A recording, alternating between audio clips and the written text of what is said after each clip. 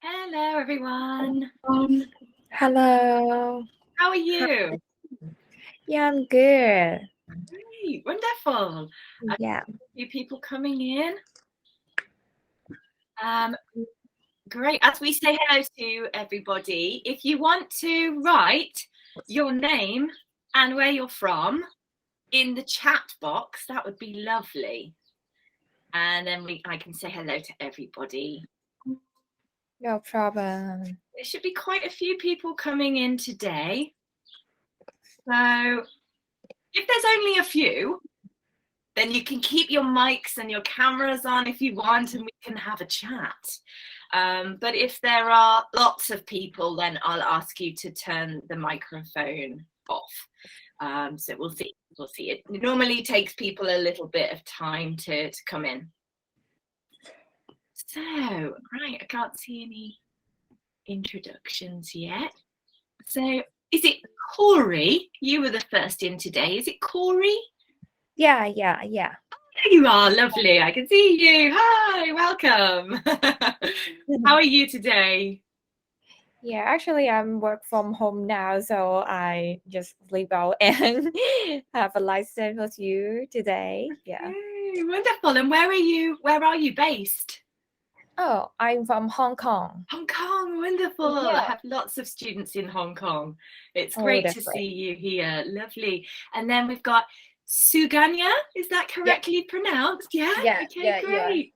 yeah. And you're from India. Yeah, I am from India. Wonderful. Whereabouts in India? Actually, in south side, in Okay. Chennai.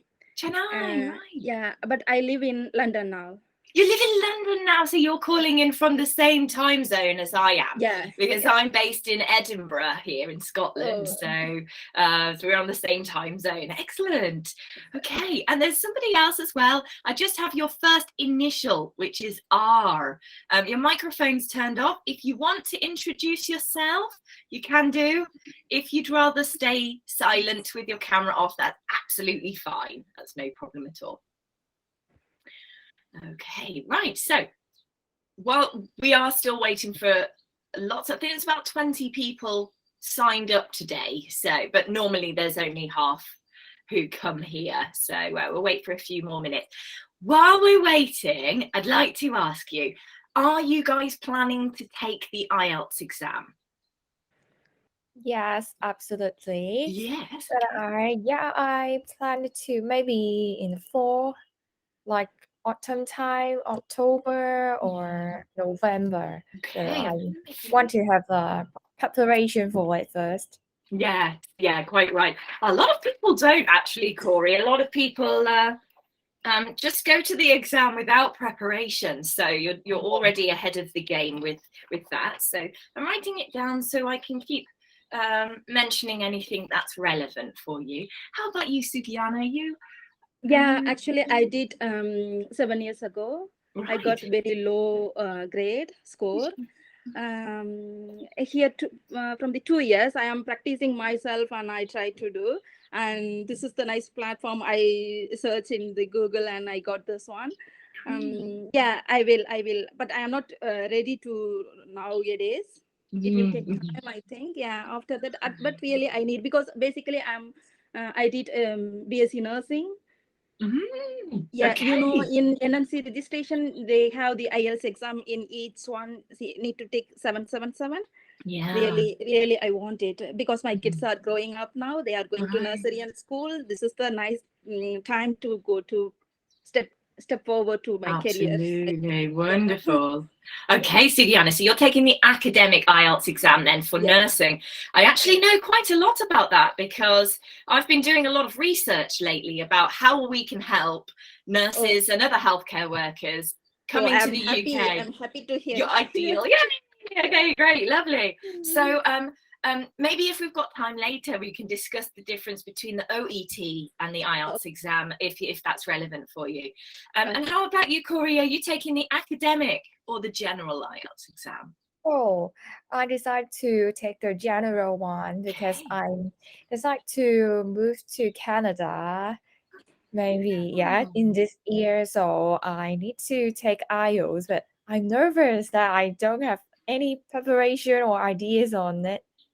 Don't worry, this is the ideal event for you to come to learn the basics and also to start some good habits right from the beginning of your preparation then. So I'll recommend not only, you know, ways that you can prepare for the IELTS exam, but also we're going to talk about the marking criteria today as well a little bit. So that's the list of items that the examiner will check that you are fulfilling those things. So it's all of this information about the marking criteria is online, available for free online, but it's quite overwhelming, it's quite intimidating. A lot of people start to read it and they think, I don't really understand that. So today I'm going to explain it really clearly for you so that you can understand what they're looking for, really. Okay, so unfortunately I'm having some trouble logging into Canva. Always the way, there's always one form of technology that doesn't quite work well, but we will try. Okay, so let's get started, shall we? I assume that the other participant isn't happy to speak with the camera or the microphone on. That's absolutely fine. All of you can jump in at any time with a question. That's the beauty of having a nice small group. If you've got a question to ask, you can just shout it out to me, and that way I'm focusing on the slides that I've prepared for you. But if you shout out your question to me, then that's much easier, because then I only need to look at one screen. So here we go. Right, so today, as you can see from the explanation for today's event, we're going to be talking about the speaking part of the IELTS exam. Okay, so there is a lot to think about with the IELTS exam. At the beginning of your training, of your preparation, it's important that you sort of have an idea of all the information about the exam, you know, what they're looking for. Oh, here's somebody else, cool. What they're looking for, and basically what you need to prepare, okay? And there's one fundamental thing to remember throughout the exam, whether that's the general exam or the academic exam, and that is that the IELTS exams are designed to see if you are ready to come to an English-speaking country, study at a university, work in a multinational corporation. Whatever the goal is, it's checking that you can have a constructive and respectful conversation with people in English. Okay, so it's about communication skills. Okay, and I can see already you two have lovely communication skills. So that's really important to just remind yourself, am I showing the examiner that I am open to having open conversation with somebody in English? Okay, and we'll look at the individual ways you can show that in just a second. Okay, so here come my slides. It's just going to take a second to bring those up. So do you guys have much opportunity to practice your English in day-to-day life? Do you get a chance to speak to many people in English? Sugiana, what's your experience? Because you're in London, aren't you? So do you speak English every single day? Yeah, definitely. Where can I go? I need to speak in English because this is English speaking country, isn't it? So right. I can't avoid that one, and I should speak in English only. Only English, yeah. Yeah. So yeah, I need to would be the correct modal verb there. Yeah, I need to speak in English every day. Yeah, okay, wonderful. So you've got plenty of opportunities to practice English, haven't you then? Yeah, where can I go to the shopping, or if I go to the school, so many places, everywhere. Yeah, I need to Great. speak English. Yeah. Yeah, lovely. So general conversation, you have lots of opportunities for that. That's great. Do you have any opportunities to speak English about, you know, deeper topics, like maybe talking about politics or your culture back at home in India, or other more deeper topics than that? In that case, yeah, I have the opportunity to speak with some parents. Mm-hmm. If I go to the play group, means they are asking, where are you from? Can you tell your, mostly they like to hear about the food. In Okay. our food. Yeah, how to make your food, and they start slowly, not everyone, but some of them speak that way. Right, And right. in deeper means, yeah, I can say the another one as well. In the hospital, if I go to the hospital, means I need to take speak deeper in about my condition or my signs and symptoms. So in that case, I need to speak in deeper. And some other ways, yeah, if I have any trouble with something, means if you you know, if I have trouble with my internet, means if I make a phone call, means I need to take deeper speaking. In that time, really I need help from my husband. I escape from that one because I'm not good at speaking that much, so I need help from him. Yeah, but it's nice if you can do it yourself, isn't it? If you can learn to have these conversations. Wonderful. Okay, so there's lots of different situations that you could speak English in as well. So one thing you may have noticed is that you will adapt your language a little bit depending on the situation that you're speaking in, and we'll have a look at that as well today, because that's a really important factor with the IELTS exam. How about you, Corey? Have you many opportunities day to day to speak in English? Unfortunately, I had less opportunity to speak in English. But just like maybe in Hong Kong, in our working environment, we usually use English to communicate with others via email only, Right. but not face to face. And because I'm in a local firm, so most of us are speaking our language that is Cantonese, but not in English. So I would love to have more chance to get myself into English and like communicate with some native. Yeah, great. Okay, wonderful. Okay, so that's really interesting, because some people in Hong Kong have the opportunity to speak English each day and others don't. So that's really interesting that you're working for a local firm. I think also with English, it's very unique in the way that you can passively practice. Many opportunities to passive practice, but not so many to active. And this is what, to describe that to you, it's like you can easily go on YouTube and watch a video in English, or you can go to Netflix and watch a film in American English, for example. But that's a very different experience to speaking. So it's really important that you have the opportunity to have some active practice there. But you are getting active practice when you're writing, Corey, so that's excellent. So right, now I'm all set up. Thank you for your patience there. It's taken me a moment to get everything ready, but now it's all working. So yay, technology is working. All right, so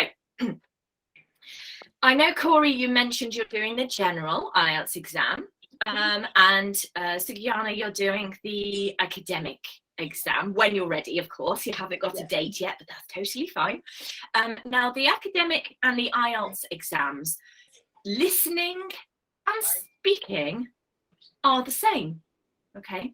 So the academic reading and writing is different to the general reading and writing, okay? But today we're looking at speaking, so this is great for both of you, well, for all of you as well. Okay, so for people who are studying at university in the UK, the academic is more important. They need to get that. And as Sugyana quite rightly said a moment ago, in order to get a job with the NHS or to get a job in the healthcare system in the UK, whether that's private or public, you need to get an overall band 7, which is very high. It's very difficult, isn't it? So it's really important that you get lots of practice talking about the areas that you specifically need to work on. So Corey, these events are great for you when we're doing the speaking events. We've got another 2 available on Eventbrite if you want to book those in as well. Sugiana, all of our events are suitable for you because we focus on academic for the reading and writing as well. Okay, so make sure you sign up to those. They're all free. So if you've got time, you can do that. And we'll also be posting videos on YouTube, not the video with you guys in it, but also a different video that I've recorded as well. Okay, right. So the speaking part of the exam. It's got 3 parts, and the whole thing takes less than 15 minutes. So it's really quite quick. Okay, the first part, you're going to look at introduction and interview. That's under 5 minutes. That's the part we're looking at today. Part 2 is called the individual long turn, and that's when you're given a card and you're given some prompts, we say, some information, and you need to speak for up to 2 minutes. But part 2 in total with preparation time takes maximum 4 minutes. Okay? And part 3, that's the longer term, that's looking at a discussion on a topic, and that, even though it's a longer term, you do get up to 5 minutes there. So really quite quick. Okay. Part 1, this is what we're going to focus on today. So this is part 1 of 3 of the speaking part of the IELTS exam. So I'm really focusing in on one specific 5-minute part of the IELTS exam here, because there is quite a lot to learn initially. But I think it's really good to set yourself up from the beginning of your preparation, understanding what you need to do and why. And then you can just get a lot of practice with exam materials and refine your skills as you go forward. But you need a nice solid foundation of understanding first. Okay, so part 1 is a warm-up, really. The examiner is going to ask you some questions to warm you up, to get you feeling a little bit more relaxed. So as I mentioned earlier, the test is designed to see if you're ready to have conversations with people in English. Okay, so it's going to test your communication skills, essentially. So firstly, you need to warm up. It's good if you can enjoy yourself a little bit. I know that sounds a bit strange, but remember, these examinations, there are hundreds of people that come through those doors every day. Those examiners will look at many, many different people, and most of them will be quite nervous. So if you can try and relax a bit, enjoy yourself, have eye contact, but not too much, you know, just use your hands to gesticulate, we call it, to emphasize certain words and points, just in a way that you would when you're having a chat with someone in English, okay? Then the examiner is going to enjoy the process a little bit more as well, okay? So it's okay to smile, to, you know, try and enjoy it a little bit. Try to relax if you can. Okay, and I'm telling you that now because it does take a little bit of practice. So keep that in mind as you're preparing for the speaking part. Okay, you'll need to introduce yourself and confirm your identity. Okay, that's just standard so they know who they're speaking to. And then they'll ask you some general questions on familiar topics. Okay, those familiar topics are things like talking about you, which is what we'll do today, talking about your hobbies, your studies, talking about your work, talking about sports or your culture, Sugiana talking about food, and this range of topics are just common topics really that you might have a conversation about in English. Okay, somebody else has just joined us now. So I've got a little free handout with the top 10 most useful, most common topics for the speaking exam. So I'll send that out to you later. That's just an ebook with lots of phrases, lots of example sentences, lots of questions for the top 10 topics that you'll speak about. So it's really handy little ebook to have. Just download it on your tablet so you can practice it when you're on the bus or something. I'll send that out to you a little bit later as well. Okay, so I'm going to cover part 2 and 3 in the other events that we're having this month. Okay, so that's next week and the week after. Just to give you a little overview today, part 2, you're given 1 minute to prepare your talk, and then you talk for 1 to 2 minutes on a given topic, and they give you a card so you can practice. And then they ask you 1 or 2 questions. Okay. Sugiana, I don't know if you remember this from the first time you took the IELTS exam, but part 3 is a two-way discussion, so it's more like a conversation. And the examiner asks more questions about a topic and gives you the opportunity to discuss more abstract ideas in detail. Okay, so that's when you start talking about your culture overall, or people in my country, or people in the world, blah, blah, blah. So you get to talk for longer about that topic then. Okay, but as I said, I'm going to speak in more detail about those in the later events. So I'm just rushing past through them now. Okay, so all 3 parts of the IELTS speaking exam are focusing on these skills.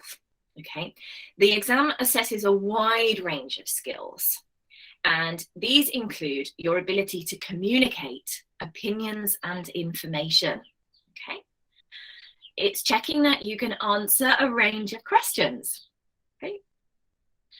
This one's for part 2 here, that you can speak at length on a given topic. So not just 1 or 2 sentences, but 1 or 2 minutes where you have the notes that you've made already, but you speak without being interrupted or without being asked questions by the examiner. So that's part 2 there. The exam is checking your appropriate use of language. Okay, so Sugiana, we talked about this earlier. For each situation that you find yourself in, you will speak with slightly different language or different communication skills, maybe just a little bit. And Corey, if you were to use English at work, that would be different to your language that you would use, for example, if you are giving directions on the street to a tourist, you know? So understanding the different ways to communicate and then using them correctly depending on the situation you're in, that's a very good skill in English. Okay, to organize your ideas coherently. So when you're explaining your opinion or you're explaining a topic, for example, it's important that the listener can understand what you're saying. And in order to do that, you need to organize your ideas clearly. You're not talking about this and then this, and the ideas are disconnected. Okay, you're talking about ideas coherently. It's also checking that you can express and justify your opinions. So as I mentioned earlier, sorry, there's a very noisy bird outside my window. I'll just close the window. It's lovely, but maybe a little bit distracting. Okay. Yes, we were saying that the speaking exam, the IELTS exam in general, is checking that you can express yourself constructively and respectfully in English, okay? Now, that doesn't mean you just say your opinions, you know, this is my opinion and I am right. That's not good communication, is it? But imagine you're having an in-depth conversation with someone in English and you say, this is how I feel. How do you feel? What's your opinion on this? Oh, that's interesting. This is why I feel this way. You justify your opinion, but it's an open dialogue, you know. Hopefully, in communication, we are able to learn a little bit as well as share our ideas as well. So this is a great little skill. All of this is designed to help you communicate well in English. Finally, the exam is looking for your ability to analyze, discuss, and speculate about issues. Okay, so thinking about an issue, here let's take the example of holidays and travel. Okay. You need to be able to analyze that topic. So talk about different types of holidays, different types of travel. You need to be able to discuss it. You know, you can talk about holidays that you've been on or modes of travel that you've experienced. And speculate. Now, speculate is an interesting word. That means you're able to talk about something even if you haven't necessarily experienced it yourself. You say things like, I imagine, or people must think this way, or you know, I expect that 5-star hotels are wonderful. I haven't stayed in one, but I would certainly like to. You know, it shows that you can, you know, understand a conversation even if you don't have direct experience of that area. Lots of people are joining us now. Great. Okay, I'll pause there because there's some complicated vocabulary on that slide. Does anybody have any questions so far about the information that I've shared? Or is it all clear so far? Okay, lovely job. You're all staying up to date with everything. That's lovely. Okay, so if we're still just talking about the general skills needed for the IELTS exam. Okay, now all of these skills you probably have done before, but the exam will require you to refine those skills and get really good at them. And how do the examiners mark you? Well, they've got something called a marking criteria. That's a list of the different things that they're looking out for.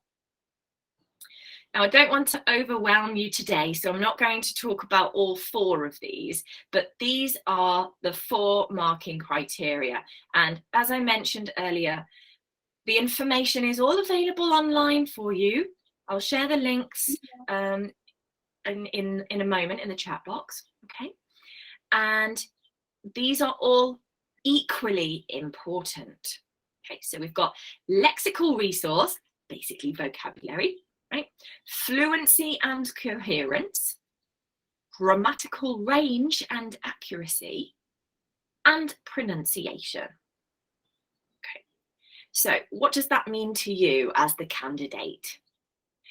That means that if you're learning vocabulary, it's lexical resource, okay, that you can use it in a way that's easy to understand, that you can use these words and phrases grammatically correctly in your sentences, you know, in the correct order, and that you can pronounce these words correctly, right? So many people focus on building vocabulary, you know, got to get that vocabulary expanded, learn as many words as I can. But if you can't pronounce those words clearly, that's not great, because remember, all 4 of these are equally important. Okay, so we're looking at speaking part 1 today, and lexical resource is most relevant for that, but all of these are, you know, important for all parts of the exam. So today I'll focus on lexical resource. Next week, when I'm looking at part 2, we'll look at fluency and coherence. And then the week after, on the 21st, we're going to look at part 3 of the speaking exam, and both grammatical range and accuracy and pronunciation will be covered in that one. So over the course of 3 different events, we'll look at the marking criteria. So hopefully it's a little bit clearer for you, because people do find it quite confusing when they just look at the information that's online there as well. All right, lexical resource. How much vocabulary you have, okay? How well you can use that vocabulary, that you understand the communicative functions of speech and the social meaning of speech, okay? So don't just use the same words again and again and again.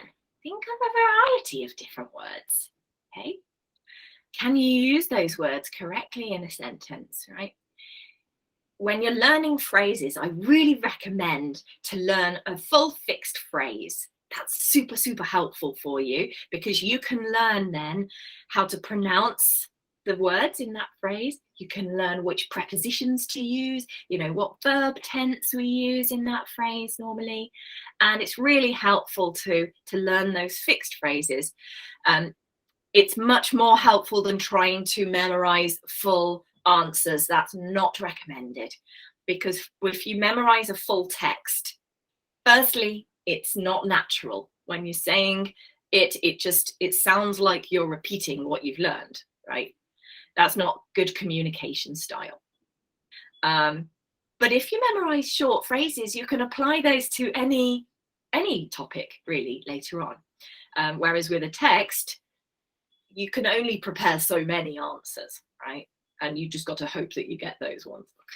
Check the full phrases, memorize them, repeat them many, many times, and they'll be easy to draw on in the exam. Okay, remember, the exam, if you're taking the academic exam, it's a slightly more formal exam, but remember the speaking section of the IELTS academic and general are the same. So we're looking for a friendly but professional tone. Okay, more advanced vocabulary is a sign of slightly more formal language. Okay, think about the social meaning of speech. Okay, right? If you're answering a question, I think we've all had these conversations before with people. If you're talking in English, you're having a conversation, and that person is responding to you like this: yes, no, oh no.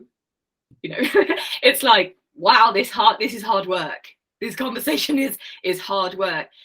But if you are in a conversation with someone who says, oh, that's interesting, and how did that make you feel? Or really, tell me more. You know, that's a much more enjoyable conversation to have, right? That's a sociable conversation, right? But it's not just those phrases. It's also, you know, saying things like, and what do you think? What's your take on this? You know, phrases like that that show you're interested in somebody else's opinion. These are all elements of good communication. Okay. Any questions about lexical resource? Before we move on, I will look in more detail specifically in context in a moment anyway. Okie dokie. Right, so let's get some real practice. Now we've talked about the marking criteria, we've talked about lots of the, you know, information that you need to know about the exam itself. Let's get some practice actually with part 1. So you'll get some general questions on home, family, work, studies, interests, and it will check your ability to communicate opinions and information on everyday topics and common experiences or situations. Right? The examiner is warming you up. Yeah, they're going to ask you about, oh, where, did you come far today? Oh, are you studying at university at the moment, or do you have a job? Or, yeah, tell me about your interests. What are some of your hobbies or passions? You know, it's just a warm-up exercise. But let's look at some vocabulary, shall we? Now, here on this page, we've got some words to describe a personality, your personality or somebody else's personality. And on the right-hand side here, we've got some antonyms, which means words with the opposite meaning, okay?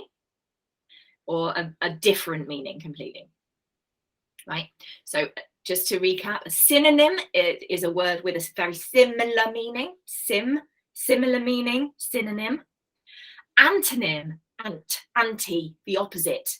Okay, antonyms are words with the opposite meaning. So what I'd like to do now is just have a think about these words. Some of them will be new for you, some of them you will know already. Okay, and we're going to work through them, thinking about the pronunciation of the word, thinking about the word stress as well, and match them with their antonyms here.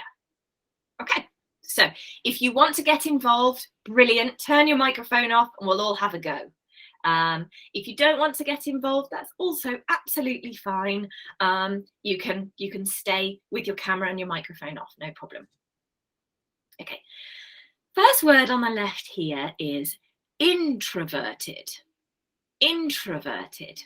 Okay, so the second word is talkative.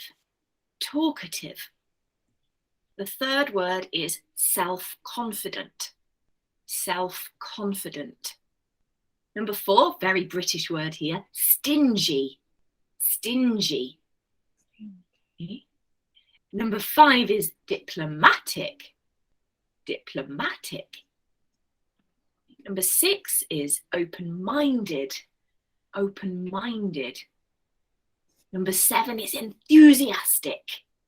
Enthusiastic.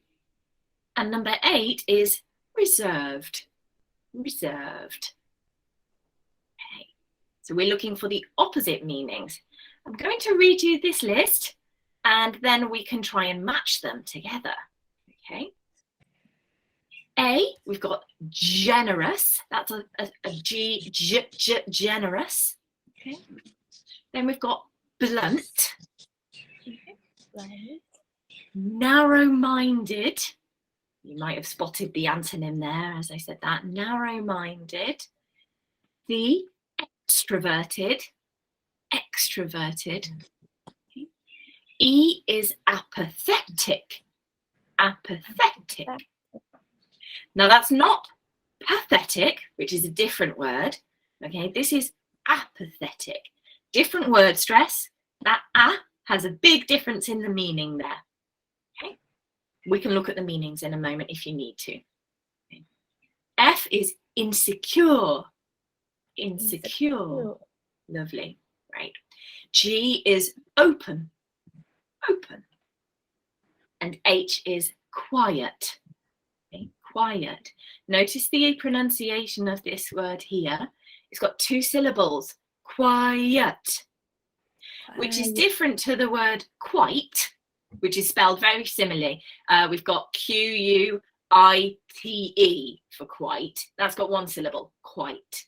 But this is an adjective, quiet, meaning not loud. Okay, so does anybody have any questions about these words? Some of these words will be new for you. Does anyone want to shout out a word and I can help them to understand it?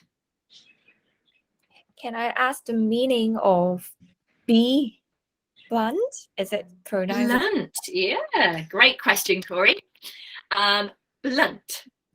This is when somebody talks, says something, they don't really care if it hurts somebody's feelings. Okay, they will say something and they don't care if they offend people, right? Does it mean, is it so mean?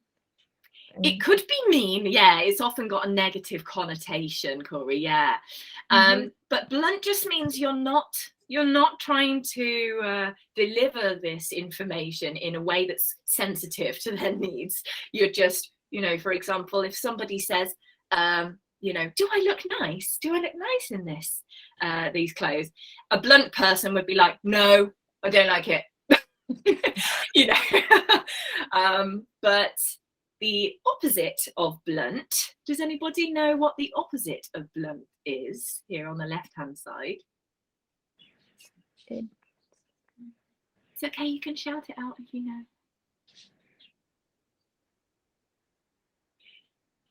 Anyone want to guess? No? It's enthusiastic. Oh, good guess. Good guess. Okay. Enthusiastic, that means full of energy for something, right? I'm a very enthusiastic person, you know, I've got a lot of energy. But actually the opposite of blunt is diplomatic. Diplomatic.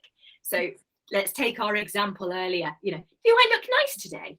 If someone's diplomatic, they would say something like, you do look nice, but maybe that dress looks nicer. Maybe you should try that on. Or yes, you do look nice, but you know, maybe you should, you know, try this outfit, or maybe a different color would suit you better. You know, it's not lying to them. That's not the point. The point is that you've got their feelings in consideration. You don't want to hurt their feelings. Okay, so diplomatic is a very good trait to have.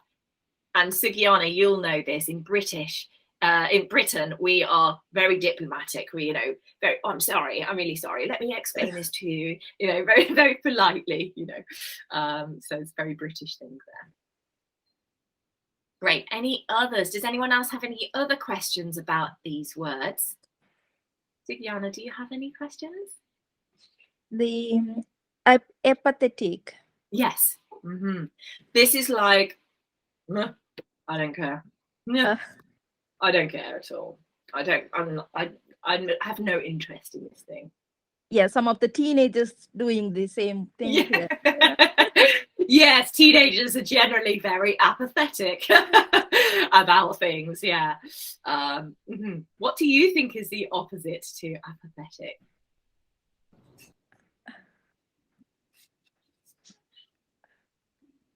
Someone who cares a lot about something.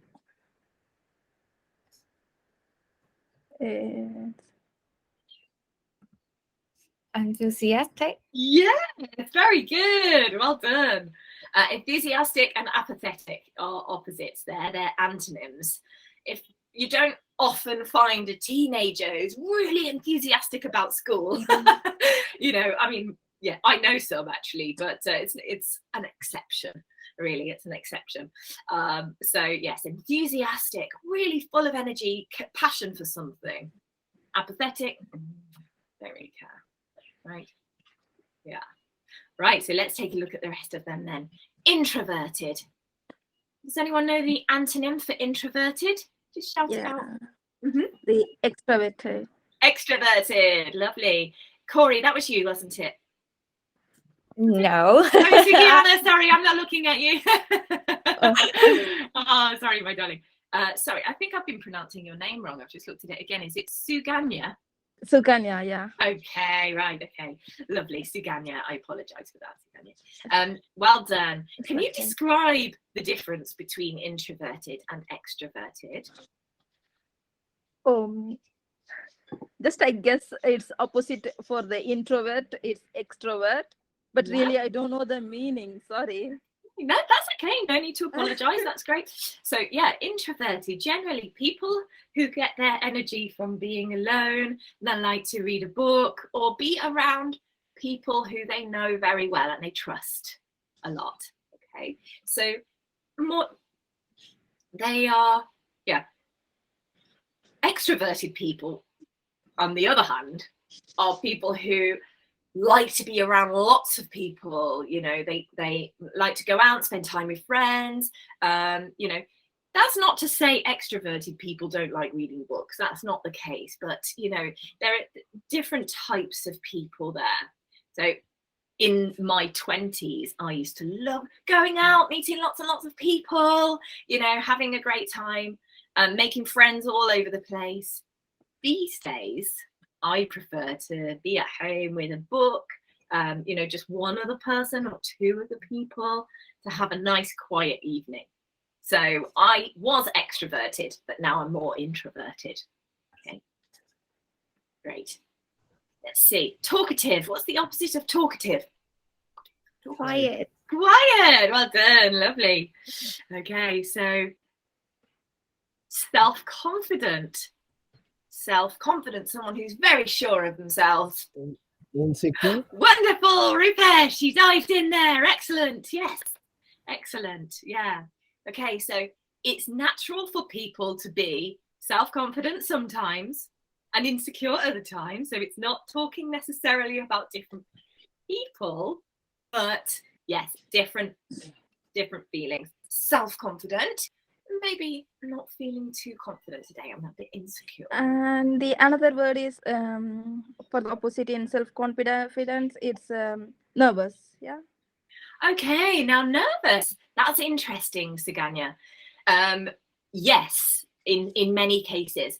But nervous, if you're nervous, that's normally, it's adrenaline in your body. It's natural to be nervous in some situations, right? So for example, in a job interview, you can be self-confident, you're walking in there, you're not feeling that nervous, right, in that moment, okay?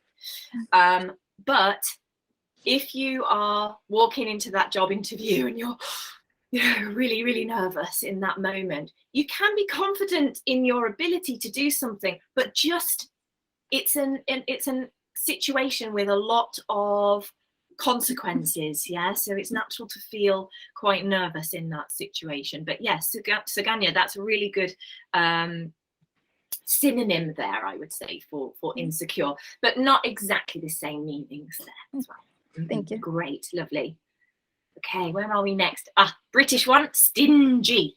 Stingy. Does anyone know what stingy means? Is it selfish?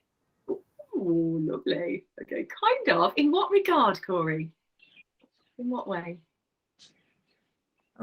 Yeah. Stingy, Sorry. yeah, selfish, but in what ways? Maybe somebody will cheat you at lunch, but you don't really want to. Oh, interesting. So there, if you're being stingy, you would eat all of your lunch and you won't share it with anybody else. Okay? You're like, no, it's my food, get away, That's stingy. Yeah, exactly. Suganya, did you have your hand up?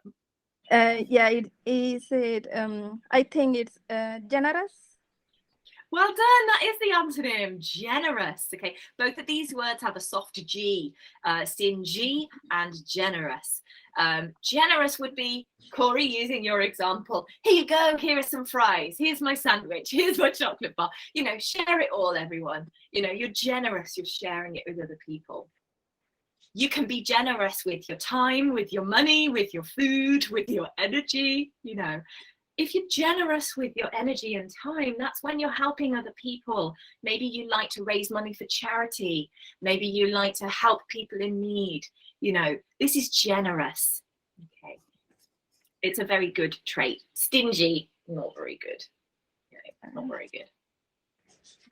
Great, we're doing really well. So we've done diplomatic and blunt already. Open-minded, what's the antonym for open-minded?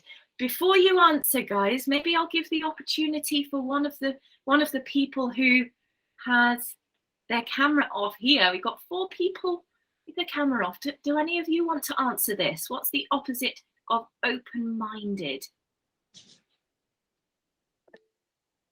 Yes. Oh, I can't pronounce your name, my sweet. But yes, feel free to turn on your microphone and answer that question. It is narrow-minded. Well done. Excellent job. Do you know what those mean? What those words mean? It means that you, I don't know how to express, but I know what it means, but I don't know how to express it in speaking. Right. Sorry about that. That's okay. Does anybody else want to try and explain the difference between open-minded and narrow-minded? Yes, Suganya. Yeah, it's open-minded means you can like talkative. You can say openly, open mind. Don't hide anything. You can speak, I think. Okay, we're getting there, yeah. But I think you're talking more about open, which is G there, yeah, which is similar, but not quite the same. Yes, Rupesh, would you like to say something? Open-minded means we can accept someone's view very easily, and we can understand others view. Wonderful. Yeah, you can accept other people's view. That's a really great way of saying it, Rupesh. Not only are you asking for other opinions, but you can accept them, right? Excellent, Rupesh. Would you like to continue along that same idea, Rupesh, to describe narrow-minded? It's difficult to accept other fact for the narrow-minded people. They believe in only their work and facts rather than accepting others. Mm-hmm. Yeah, exactly. For example, people who believe that their views are correct and everybody else is wrong. That's narrow-minded. Okay, so you see things your way, almost like if you've seen horses which are wearing blinkers, horses on the road, and they have to wear those covers for their eyes. This is what narrow-minded people are like. They see the world their way, and they refuse to accept other opinions, other world views, other perspectives. Exactly. So open-minded, obviously much better.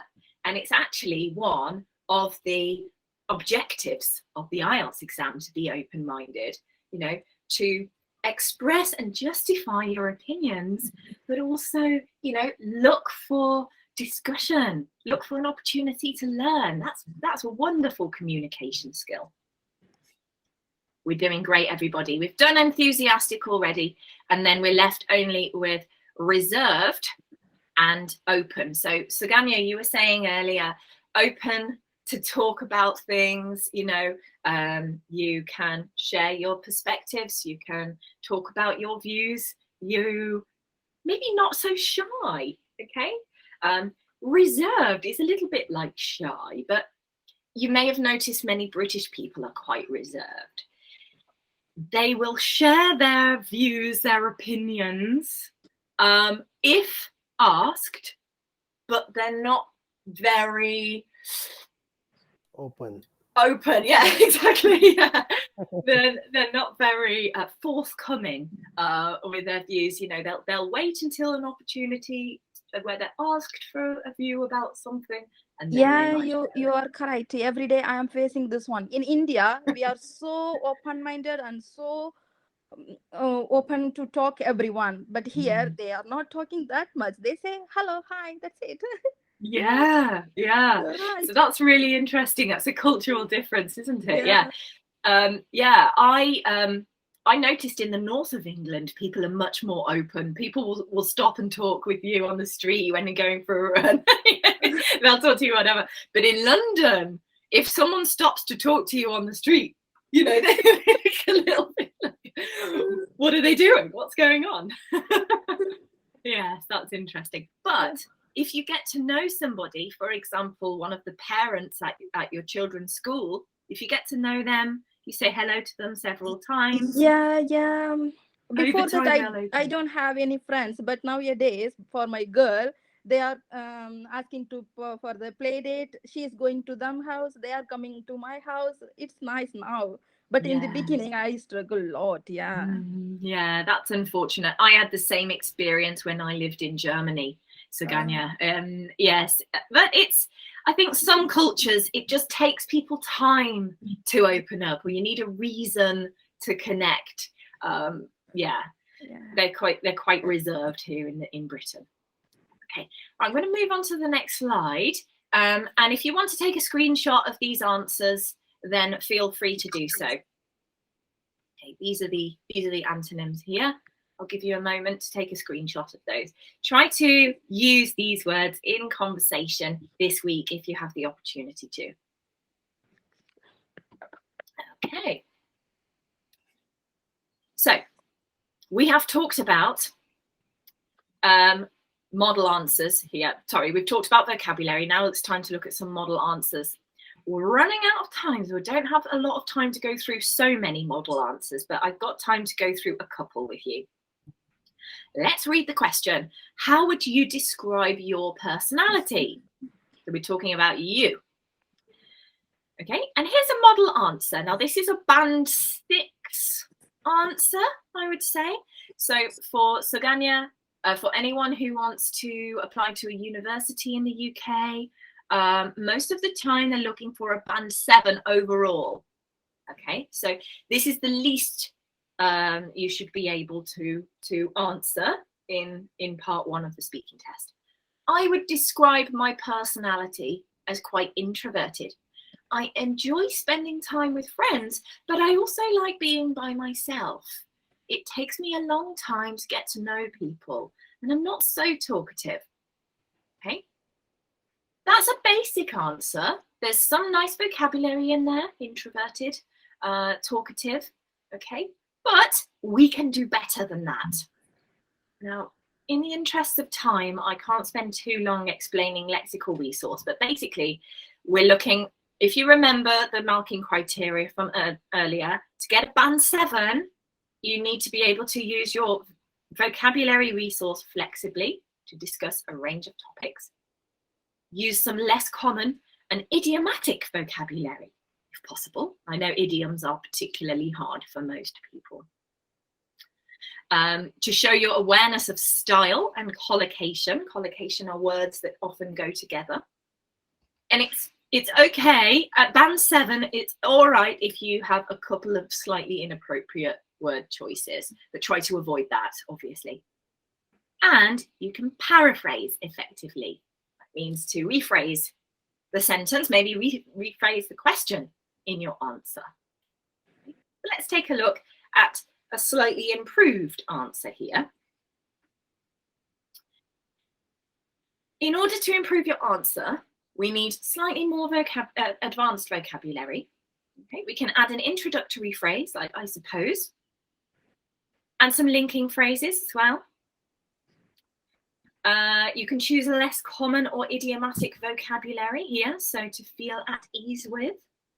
I'll read this all in a second for you. And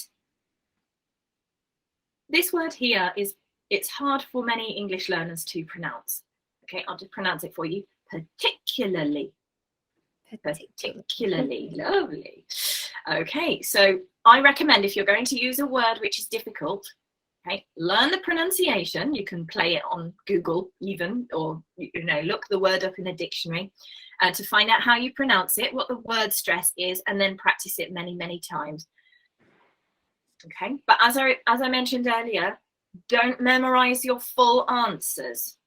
Okay, that will only prepare you for a few of the questions, right? And it comes across unnatural. But if you remember fixed words, fixed phrases, right, advanced vocabulary, memorize them, and you can apply them to almost any topic. Okay, so here we go. I'm going to read this aloud. Question: how would you describe your personality? I suppose I would describe my personality as relatively introverted. I enjoy spending time with friends, but I also like being by myself. It takes me a long time to feel at ease with people, and I'm not particularly talkative. Right? Now, this is more band 7 than band 6, okay? More advanced vocabulary, got an idiomatic phrase here. I've got a linking phrase. Your language is appropriate for the context, and you show communication skills in that you're self-aware. All right. A bad answer would be, I'm amazing. I'm great at everything. I learn things really, really well. Yeah, I'm cool. That's not a good answer at all. This one shows that you're open to having a conversation with people. All right, and we're just coming up to the end now, so I don't have time to share some more with you. But as I mentioned, there are videos on our YouTube channel. You can check those out and have a look at these model answers and questions and how we can improve them to band 7 level. So for those of you who joined me a little bit later today, I explained that this is the first of 3 live events that we're doing this month. This one was on part 1.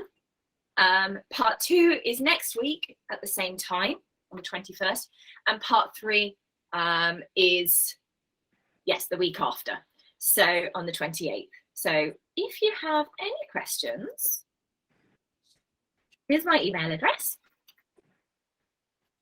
Feel free to contact me. All of you who've joined today have the opportunity for a free trial lesson. So you can just contact me on that email address to get that free trial lesson, or you can use this link here to book that free trial lesson at a time that's convenient for you. Okay, it's just a 30-minute trial lesson. There's no obligation to, to have future lessons, but it's a nice way for me to answer any questions you've got about the IELTS exam. It's a nice way for you to get practice speaking with a native speaker. And if you have your exam booked as well, we can maybe even draw a bit of a study plan so that we can make sure you're getting all of the practice you need by the date of your exam. Okay, here's the link. Here. Okay. There's also a lot more information on the Intrepid English website, so you can find lots of free resources there as well. Okay, any final questions before we go?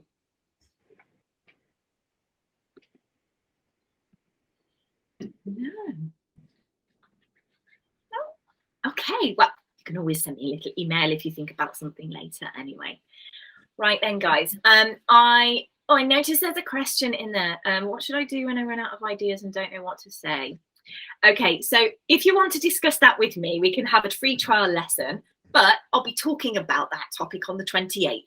So if you want to tune in, then we'll look at what to do if you run out of ideas. So thank you for joining me today, everyone. It was lovely to meet you. Thank you for your participation. And I hope to see you next week at the same time. Thank you. Okay, everybody. Take care. Thanks. Thank you. Bye. Thank you. Thank you. Bye, everyone. Bye.